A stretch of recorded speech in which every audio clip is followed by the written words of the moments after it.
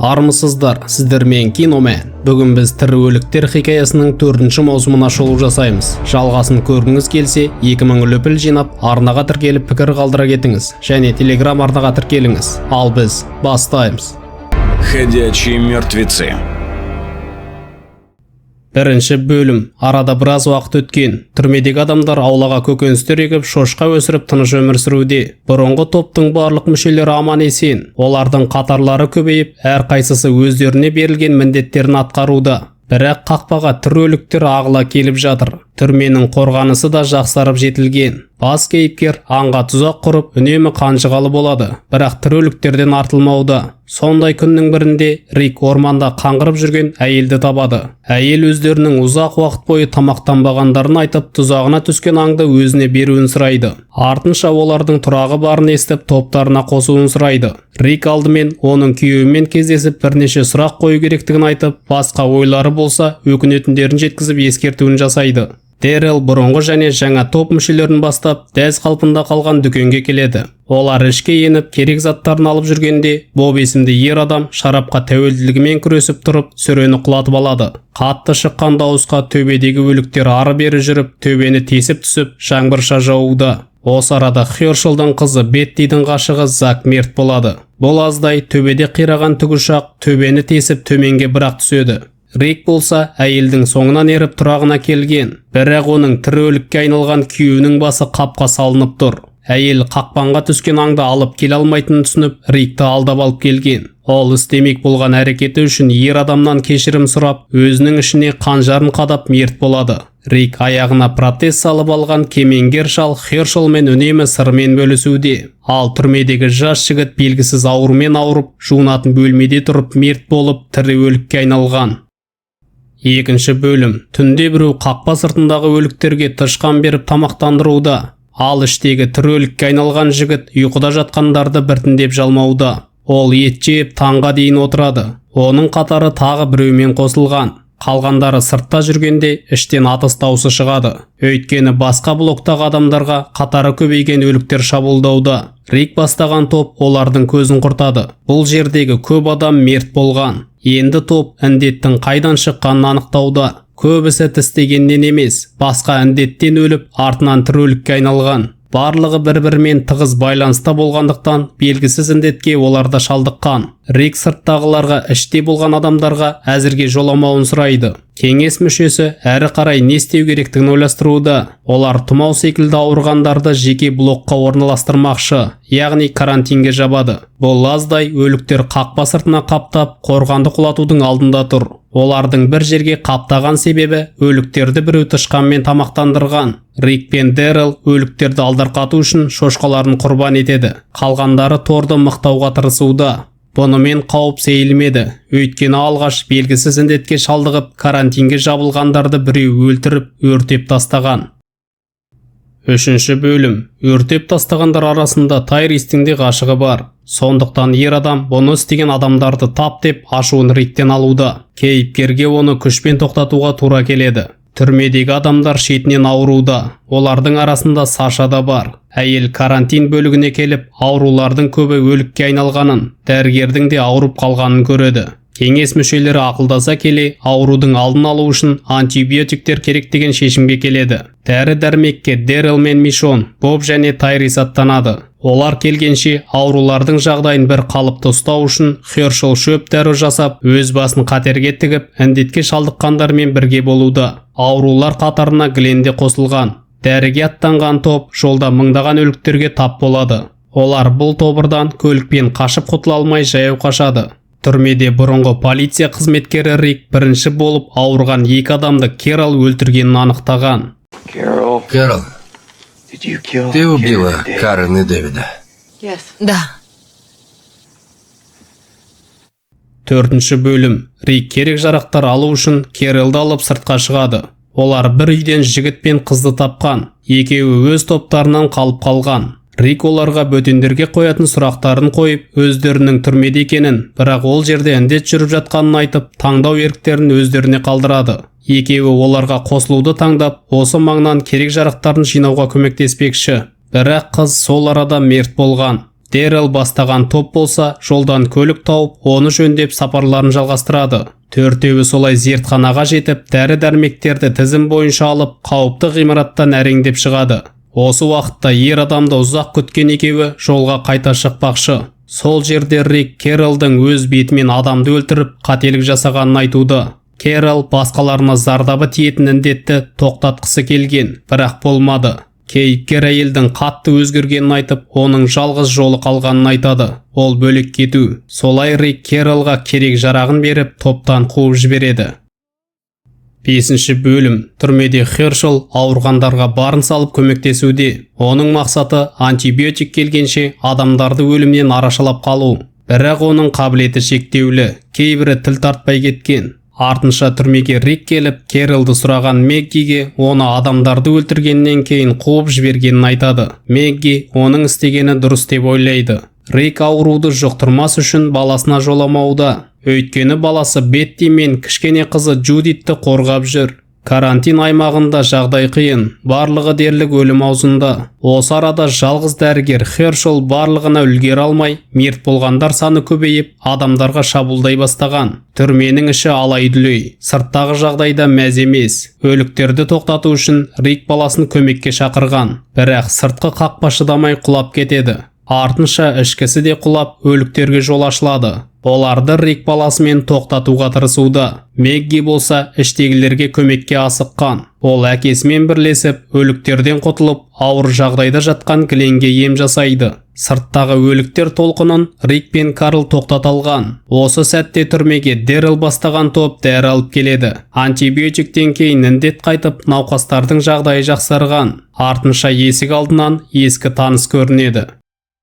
6-шы бөлім. Губернатор есінен алжасып, өз халқын қырғаннан кейін дала кезіп кеткен. Артынша оны сенімді сарбаздары да тастап кетті. Ол жалғыз жортып, бос қалған Вудбериге келіп, қаланы өртеп жіберген. Болашаққа деген сенімі жоғалып, өз-өзін тастап жіберген ер адам бір қаладан тірі қалған бір отбасыны жолықтырады. Отбасы екі әпкелі сіңілі мен аурудан қалжыраған шал және кішкене қыздан тұрады. Әпкелі сіңілінің есімдері еркек шора Тара мен мейірімді Лили. Олар бір түрлі ер адамға үйлерінде қалуға рұқсат берген. Губернатор іші пысқан шалға нарды әкеліп беріп, өзін жақсы жағынан көрсетуде. Бірақ ол бұндай әрекетке өзіне ұпай жинау үшін баруда дегенге келмейді. Ол шынымен жасағандарына өкінетін секілді. Ер адам кеткелі жатқанда Лили өтініш жасайды. Оның әкесіне кислород баллоны керек. Сондықтан жақын маңдағы қарттар үйінен әкеліп беруін сұрайды. Ер адам оның өтінішін жерде қалдырмай, өліктер қаптаған қарттар үйінен әреңдетіп екі баллонды әкеліп береді. Бұрынғы дәрігер Лили оған алғысын айтып, алған жарақатын емдейді. Артынша губернатор өз-өзін ретке келтіріп, Лилидің қызын жағын тартып, осы отбасында өмір сүреді. Осы уақытта ауру шал да мерт болған. Ер адамға тірі өлікке айналған шалды қыздарының көзінше өлтіруге тура келеді. Артынша ер адам кеткелі жатқанда, қыздар оның қарсылығына қарамастан, онымен бірге баратындарын айтып жолға бірге шығады. Солай нақты мақсаттары жоқ топ сапар шегіп жүргенде, губернатор мен Лилидің аралары жақын бола түседі. Артынша олардың көліктері бұзылып, жаяу жүруге мәжбүр болады. Жолда олар көптеген өліктерге тап болып, бас сауғалап орманға қашады. Губернатор кішкене Меганды көтеріп келе жатып, тірі өліктер толы орға түсіп кетеді. Ер адам барын салып қызды құтқарады. 7-ші бөлім. Орға түскен губернаторды бұрынғы оң қолы Мартинес шығарған. Ер адам жаңа топқа қосылып басшысы атанған. Ол бұл төрттікті де қатарларына қосады. Губернатор олардың тобымен бірігіп керек жарақтарын алуға шығады. Мартинес оның өзгергенін аңғарған, бірақ кішкене қыз болмаса тобына қоспайтын еді. Шарапқа тойған Мартинес енді өзінің басшы екенін білдіріп, губернатордың қолшоқпар екенін сездірмек болғанда, кейіпкер оны өліктерге толы орға лақтырады. Ал топтағылар масайған Мартинестің өзі түсіп кетті деп болжаған. Артынша сарбаздар орманнан бөтен топты табады. Бірақ қалған екеуі оларға тиіспей, өз тамақтарын өздері табуға шешім қабылдайды. Сол арада азын-аулақ аң ұстаған сарбаздар қайта айналып келіп, ормандағы топтың талқаны шыққанын көреді. Оларды біреулер қырып кеткен. Артынша губернатор жаңа отбасына апыл-ғұпыл келіп, тезірек кету керектігін айтады. Олармен бірге Тараның құрбысы Алиша аттанған. Бірақ олар түнде жол таппай қайта тұраққа келеді. Артынша ер адам бұл топтың басшысы болуы мүмкін деген ағайынды сарбаздардың бірін өлтіріп, екіншісін өз жағына шығуға көндірген. Солай губернатор тағы да жаңа топтың басшысы атанып, жаңа қауіпсіз қала жасамақшы. Артынша ер адам көлігімен түрме маңына келіп, сыртқа шыққан Мишон мен Хершелді байқап, оларға қаруын кезенуде. 8 бөлім. Губернатор тобына келіп, тірі қалу үшін әрекетке көшу керектігін айтуда. Ер адам бұрын тұрған қаласының талқанын шығарған адамдардың түрмеде тұратынын, қауіпсіз түрмені өздеріне алу керектігін жеткізеді. Онымен қатар, ол өліктерді өртеуге шыққан Мишон мен Хершелді ұстап алған. Ер адам оларды өз пайдасына қолданбақшы. Солай адамдардың құлағынан теуіп, бірінші болып шабуылдауға көндіреді. Ер адам Мишоннан енді кек қайтаруды ойламайтынын, тек түрмені алғысы келетінін айтады. Хершел оған бірге өмір сүре алатындарын айтуда, бірақ бұл мүмкін емес. Губернатор бұндай әрекеттерге кішкене Меганға деген әкелік махаббаты оянғандықтан баруда. Түрмедегі аурулардың жағдайы жақсарып қалған, бірақ олар Мишон мен Хершелдің жоғына әзірге мән бермеуде. Рик болса Дэрилге Кералды қуып жібергенін айтады. Әрине ер адам бұндайға аса қатты қуана қоймайды, бірақ Риктің дұрыс дегенін түсінеді. Артынша жарылыс орын алады. Губернатор адамдарын жинап танкмен келген. Ер адам кейіпкермен бетпе-бет сөйлеспекші. Хершел мен Мишонның қолға түскенін көрген кейіпкер оның алдына барады. Губернатор оған кеш батқанша кету керексіңдер деп ескертеді. Рик олардың арасында балалар бар екенін айтып, райынан қайтармақ болады. Бірақ танкісі бар губернатор шешім қабылдап қойған. Сол арада губернатор жаңа отбасын қауіпсіз жерге тастап кеткен. Бірақ кішкене Меган ойнап отырған топырақтың астынан тірі өлік шығып қызды тістеп алады. Рик үлкен ғимаратта екі топ оңай сиялатындарын айтуда, бірақ олар қалатын болса губернатордың арты ашылады, сондықтан ол көнетін емес. Рик те сыртқа шықса өлетіндерін біледі, сондықтан онымен келіспеуде. Кейіпкер оның адамдарына соғыссыз қақпадан кіре алатындарын айтады. Солай ол қанаттандыратын сөзін айтып жатқанда губернатор Хершелді өлтіреді. Осы сәтте атыс басталады, бірақ Тара оларға оқ атқысы келмейді. Сол сәтте өлген қызын көтеріп Лили келеді. Губернатор қыздың басынан атып, бар күшпен шабуылдауға бұйрық береді. Солай олар танкімен басып кіреді. Оқтары таусылған түрмедегі топ қарсылық көрсете алмауда. Рик пен губернатор қолды-қол айқасқа түсіп төбелесуде. Адамдардың көп бөлігі автобуспен қашып кетеді. Көлік ішінде әлсіреген Глен де бар еді. Ал тығырыққа тірелген Тайристі кішкене қыздар құтқарады. Губернатор Рикті өлтіргелі жатқанда Мишон келіп оның арқасына қылышын қадайды. Солай атыс нәтижесінде түрмедегілер жеңген. Бірақ бұл жерге тірі өліктер қаптауда. Барлығы пірім-пірім болып жан-жаққа қашқан. Баласын тапқан Рик кішкене қызының төсегі қан болып жатқан жерінен табады. Ал өлім аузында жатқан губернаторды ғашығы Лили атып тастайды. Не оборачивайся, Карл. 9 бөлім. Түрмеде өліктер қаптап жүр. Қорғаныс қираған. Сыртта жалғыз Мишон қалған. Ол тағы екі өлікті жетектеп бұл жерден кетеді. Барлығы бір-бірінен көз жазып қалған. Рик пен Карл жолдан бір дәмханадан тамақ тауып, бір үйді пана етеді. Риктің жағдайы мәз емес, бірақ Карл қарындасынан айырылғанына әкесін кінәлайды. Азанда Рик оянбайды, оның жағдайы нашар. Карл қонаққа келген екі өлікті алшақ әкетіп, атпақ болып, қиындыққа тап болып, әрең өлтіреді. Рик ес-түссіз жатқан уақытта Карл онсыз да өмір сүре алатынын айтып, тіршілігін жалғастыруда. Мишон болса өліктер көшімен келе жатып, өз-өзін ұстай алмай барлығын жайратып тастайды. Артынша Рик пен Карлдың ізіне түседі. Түнде Карл әкесін өлікке айналды деп ойлағанымен ата алмайды. Бірақ Рик өлікке айналмаған, ол баласынан сыртқа шықпауын сұрайды. Әке мен бала солай татуласқан, оларды Мишон тауып алады.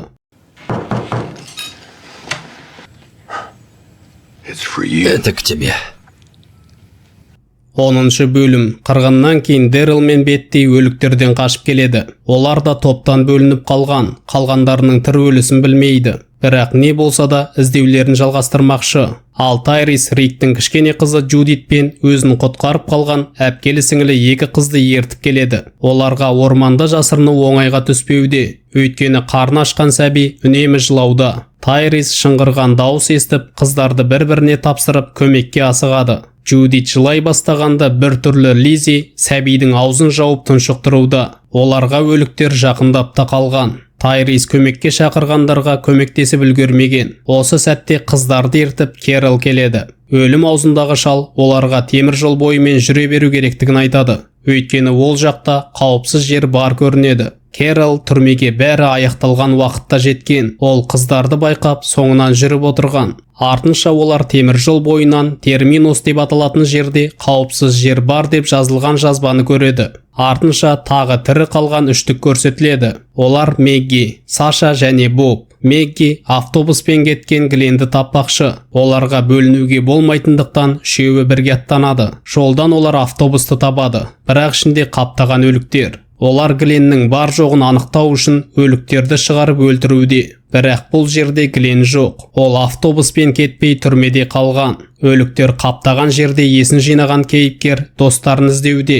Бірақ бұл жерде ешкім жоқ. Ол керек жарақтарын алып қорғаныс киімін киіп, қаптаған өліктер арасынан шығады. Осы жерден ол мең-зең болып отырған Тараны көреді. Глен оның мүлде атпағанын түсініп, қыздың есін жинатып, оны алып шығады. Барлығының астан-кестеңі шыққанда Глен ауырып іште жатқан. Сондықтан Хершолдың өлгенін естіп, қатты қапа болады. Не болса да кейіпкер енді әйелін іздеп табу үшін өз-өзін кінәлаған Тарадан көмек сұрайды. Өйткені өзі әлі әлсіз.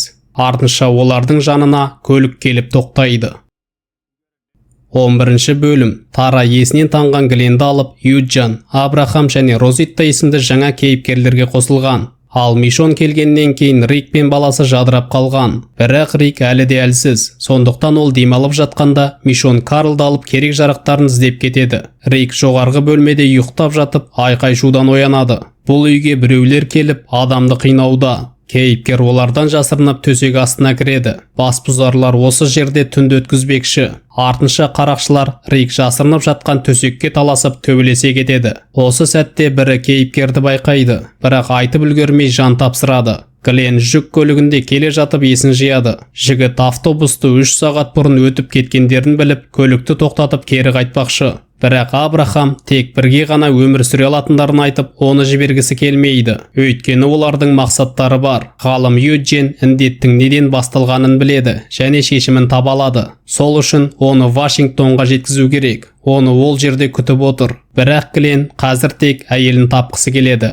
Екеуі солай айқаса кеткенде өліктер қаптап келеді. Олар бірлесіп барлығын қырып тастайды. Бірақ қару қолдана алмайтын ғалым көліктің багын тесіп тастаған. Ақыр аяғында Абрахам басқа көлік тапқанша Гленге көмектесуге келісіп, оның соңынан аттанады. Төсек астындағы Рик баласы мен Мишон келіп қалса жағдай қиын болатын түсініп, білдіртпей төсек астынан шығады. Бірақ сыртқа шыға алмай, әжетханада отырған біреуін өлтіріп тастайды. Қару алған кейіпкер терезеден сыртқа шығады. Сол сәтте ол қайтып келе жатқан Мишон мен Карлды байқайды. Осы сәтте іште Рик өлтірген ер адам өлікке айналып шу шыққанда, ол екеуін алып қашып кетеді. Қашып шыққан үшеуі темір жол бойынан барлығына арналған қауіпсіз жер терминуске бастайтын картаны көріп, сол жаққа бет алады. 12-ші бөлім. Глен мен Бетти бірге жүріп жылан етін жеп күн көруде. Қыз бір жерде отыра бермей бір дүниені істегісі келеді. Мысалы, бірінші мәрте шарап ішу. Олар байлардың гольф алаңына келіп керек жарақтарын іздеуде. Бірақ бұл жер өте қауіпті. Тірі өліктер қаптап жүр. Ақыр аяғында қыз ауыр ішімдікті іше алмағандықтан Дэрил оны Мишон екеуі тапқан жерге әкеледі. Бұл жерде қолдан жасалған ішімдік бар. Екеуі солай самогон ішіп, сырларымен бөлісіп, уақыт өткізеді. Дэрил ештеңке істей алмағанына өзін кінәлауда, ал Бетти масайып қалған серігін жұбатуда. Ақыр аяғында бір-бірін жақсылап таныған екеуі үйді өртеп тастап, сапарларын жалғастырады. 13-ші бөлім. Өткен шақ. Орманда жалғыз жортып жүрген Бобты Глен мен Дэрил тауып алған. Екеуі баста 3 сұрақты қойып, оны топтарына қосқан. Осы шақ Мэгги, Боб және Саша тұманда орман ішінде жүреді. Оларға жан-жақтан тірі өліктер бас салуда. Үшеуі олардан аман құтылған. Дэрил Беттиді ізгезушілікке үйретіп, аңға шығуда. Қыз осы арада қақпанға түсіп, аяғын жарақаттап алған. Мэгги болса терминусқа бастайтын картаны көріп, сол жаққа баруды ұсынады. Өйткені күйеуі Гленді сол жақта деп ойлайды. Убежище для всех, общество для всех. Те, кто придут, выживут. Дэрил мен Бетти мазар жанында орналасқан үйге келіп, қыздың аяғын емдейді. Дэрил азық-түлікте шаң жоқ екенін байқап, адамдар бар деп болжап, жартысын ғана алмақшы. Екеуі солай осы жерде аз уақытқа тұрақтайды. Терминуске жол тартқан үштік орманда түнеген. Мэгги екеуінің өмірін қатерге тіккісі келмей жалғыз аттанған. Бірақ екеуі оның артынан шығады. Саша Терминуске барғысы келмейді, өйткені ол жерді өте қауіпті деп санайды. Ал Дэрилдің ойы өзгерген. Ол үйдің иелері келсе, олармен достасып осы жерде қалғысы келеді. Бірақ үйге тірі өліктер қаптап кіргендіктен Дэрилге олармен айқасып жатқанда қызға қашуға тура келген. Жігіт сыртқа шыққанда қызды көлікпен алып кеткенін көреді, бірақ жете алмайды. Боб Мэггидің соңынан жалғыз аттанған, өйткені Сашаның барғысы келмейді. Қыз бір ғимаратқа кіріп, терезеге қарап ойланып тұрып, жерде жатқан Мэггиді көреді. Ол бірден қызға көмекке барып, екеулеп өліктерді жайратып тастайды. Мэгги жалғыз ештеңе істей алмайды. Ол Сашаны Боб екеуіне қосылып, алыс сапарға бірге шығуға көндіреді. Беттиден айырылып, жол ортасында отырған Дэрилдің жанына бір адамдар келеді. Олардың басшыларының есімі Джо. Артынша Терминуске арналған шақыртуды Гленде көреді. 14-ші бөлім. Терминуске аттанған Тайрис пен Керол балалармен темір жолда түнеуде. Керолды алаңдататыны қыздардың үлкені Лизи. Ол өліктерден қауіп көрмей, тек ерекше деп қарауда. Онымен қатар кішісі Мико да бұл қатал әлемге тым жұмсақ. Олар бірнеше күн демалуға ормандағы үйге келеді. Сол арада Лизи тірі өлікпен қуаласпақ ойнап қуып жүреді. Керол оны құтқарып өлтіріп тастағанда, қыз досымды өлтірдің деп әйелді айыптауда. Артынша қыз темір жол бойындағы аяғы жоқ өлікке тышқан апарып береді. Түрмеде де өліктерге тышқан беріп жүрген қыз осы болатын. Ол тіптен солар секілді болғысы келеді. Осы арада оларды өрттен шыққан өліктер қуып тұраққа дейін келеді. Олар бірлесіп өліктерді қырып тастайды. Керол мен Тайрис осы жерде қалуды ойластыра бастағанда, ешкім күтпеген жағдай орын алады. Қуып кеткен Лизи сіңлісін өлікке айналдыру үшін өлтіріп тастаған. Ол тіптен кішкене Джудитті тірі өлікке айналдырғысы келген. Керол өзгермейтін Лизиді басқаларына зиян тигізбесі үшін алып кеткісі келеді. Бірақ ауру қызды алып қайда бармақ? Керол амалсыздан оны атып өлтіреді. Қайғыдан қан жұтқан Керол тапаншаны Тайриске беріп, түрмедегі ауруды тоқтату үшін сүйіктісін өз өлтіргенін мойындайды. Тайрис қанша ашуланғанымен әйелді кешіреді. Екеуі солай сәбиді алып, сапарларын жалғастырады. 15-ші бөлім. Глен бастаған топ темір жол бойымен Терминуске жол тартқан. Жігіт артынша Мэгги, Саша және Бобтың Терминуске бар деген жолдамасын көреді. Жігіт ғашығына асығып тездетуде. Олар қараңғы туннельге келіп тіреледі. Абрахам әлемді құтқаратын адамның өмірін қатерге тіккісі келмей, Глен мен Тараға керек жабдықтарын беріп кері қайтады. Туннельге кірген екеуі жолда төбенің қирағанын көреді. Олар төбе қалдықтарынан өте сала, алдарында өліктердің қаптап тұрғанын көреді. Глен болса өліктер арасынан Мэггиді іздеуде. Ғашығын таппаған жігіт тіке өтпекші. Екеуі солай өліктерді алдарқатып өтпек болғанда Тараның аяғы қысылып қалады. Осы арада Абрахамның тобы көлік тапқанда, Юджин жақында ғана танысқан достарын тастап кеткісі келмей, достарын алдап, Карта мен Глен мен Тара шығатын жерге келген. Ал аяғы қысылған Тара болса жігіттен кетуін сұрауда. Бірақ Глен кетпей өліктерге қарсы тұрып жатқанда, оларға көмек келіп, өліктердің көзін құртады. Абрахамның тобы Мэггидің тобын жолықтырып, туннельдегі Глен мен Тараға көмекке келген. Абрахам енді барлығының бастары қосылғандықтан әлемді құтқару үшін Вашингтонға бару керек деуде. Бірақ Юджин жақсылап сайлану үшін Терминусқа барып керекті дүниелерін алуды ұсынады. Оның сөзімен барлығы келісе кетеді. Джоның тобына Дэрил қосылған. Топ өте қатал ережені ұстанады. Топ мүшелері ережені бұзса жазаланады. Бірақ Дэрилдің адал екенін аңғарған Джо оны жақын тартуда. Ол тіптен жігітті жақтырмай жүрген тобындағы адамды өлтіріп тастайды. Олар да темір жол бойымен Терминуске аттанған. Бұл адамдар достарын өлтіріп кеткен Рикті іздеуде. Яғни сол бір үйдегі қарақшылар Джоның тобы еді. Ал сол арада Глен бастаған топ Терминуске де жетеді. Оларды Мэри есімді әйел күтіп алады. Добро пожаловать в Терминус. 16-шы бөлім. Терминуске аттанған Риктің тобы орманда тұрақтауда. Ер адам Мишон мен Карлға қоянға тұзақ құруды үйретуде. Осы арада біреу көмекке шақырып айқайлайды. Карл бірден көмекке асыққанда, үлгермейтіндерін түсінген әкесі оны тоқтатады. Олар солай өліктерден қашып жол бойындағы көлікте түнеуге тоқтайды. Олар сыртта отырғанда Джоның тобы ұстап алады. Артынша Дэрил келіп, оны тоқтатып, бұл жақсы адамдар достар екенін айтып жіберуін сұрайды. Ты хочешь крови? Возьми мою. Олар Дэрилдің өзін соққының астына алуда. Рик баласын қорлағалы жатқанын көріп, өз-өзін ұстай алмай, шалдың тамағын тістеп жұлып алады. Ал Мишон болса тапаншаны алып қалғандарын өлтірген. Барлығы тынышталғаннан кейін Дэрил Рикқа не болғанын айтып береді. Солай төртеуі темір жол бойымен Терминуске жол тартады. Бірақ олар Терминуске тіке бармай, алдымен жаннан бақылау керек деп ұйғарады. Олар бөлініп жағдайды барламақшы. Артынша төртеуі аймаққа еніп, қауіпсіз екендігіне көз жеткізіп, Терминус адамдарымен танысады. Бұл жердің адамдары кейіпкерлерді жылы қарсы алып, қақталған ет бермекші. Осы сәтте Рик адамдардың үстінен таныс заттарын аңғарып, шикілікті сезіп, біреуін тұтқынға алады. Где, черт возьми, ты взял эти часы?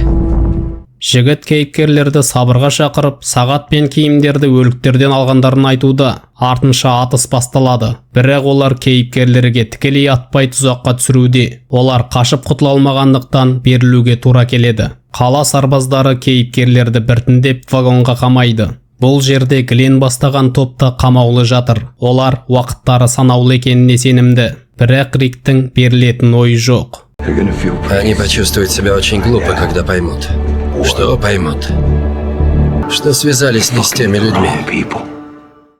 Осылай 4-ші маусым аяқталады. Арнаға тіркеліп лүпілдеріңізді аямай басып, пікір жазуды ұмытпаңыз. Және Telegram арнаға тіркеліп кетіңіз. Сіздермен Киномен.